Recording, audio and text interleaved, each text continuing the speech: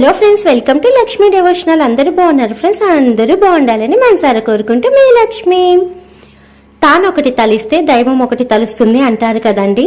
కానీ ఆ దైవం కూడా మనకి అనుకూలంగా కలిసేది సమయం ఎప్పుడో వస్తుందో తెలుసా అండి.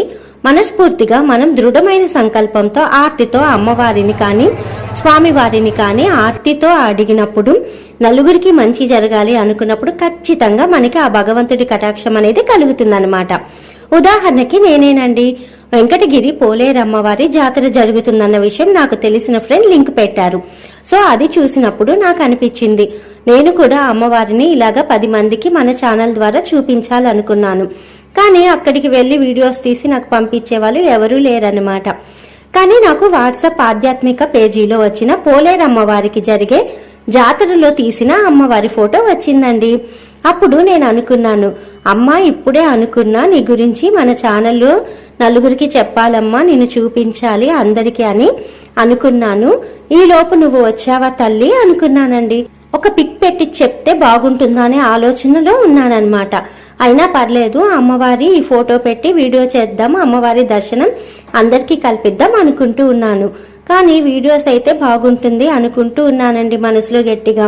ఎందుకో తెలియదు, ఉన్నట్టుండి మా ఫ్రెండ్కి ఫోన్ చేయాలనిపించింది మాట్లాడదామని.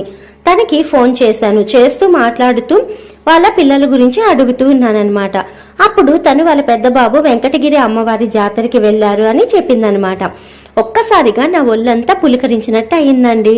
ఏంటమ్మా, నేను నిన్ను దర్శించాలి, 10 మందికి నీ దర్శన భాగ్యం మన ఛానల్ ద్వారా కలిగించాలనుకున్నాను, అందుకే ఆ బాబుని రప్పించుకున్నావా అని మనసులో ఏడ్చుకుంటూనే అమ్మవారికి కృతజ్ఞత చెప్పుకున్నానండి. వెంటనే మా ఫ్రెండ్కి అడిగాను, బాబు వెళ్ళాడు కదా, నాకు వీడియోస్ తీసి సెండ్ చేయమని చెప్పవా అనేసి.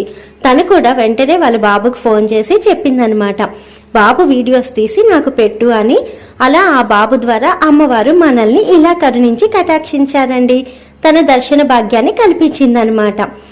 మీరు కూడా అమ్మవారిని దర్శించుకోండి. మనసారా ఆర్తితో నమ్మకంతో అమ్మని శరణు వేడండి.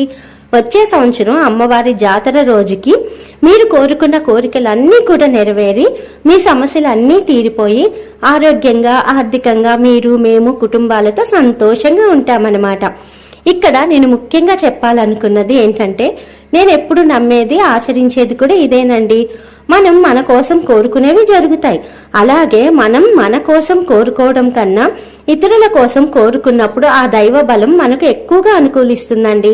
అలా అమ్మవారి దర్శనం మీ అందరికి కూడా చూపించాలనుకున్న 5 గంటల్లోనే మీ కనుల ముందు ప్రత్యక్షంగా అమ్మవారి చూపిస్తున్నారుగా చూడండి. అలాగే నాకు ఈ వీడియో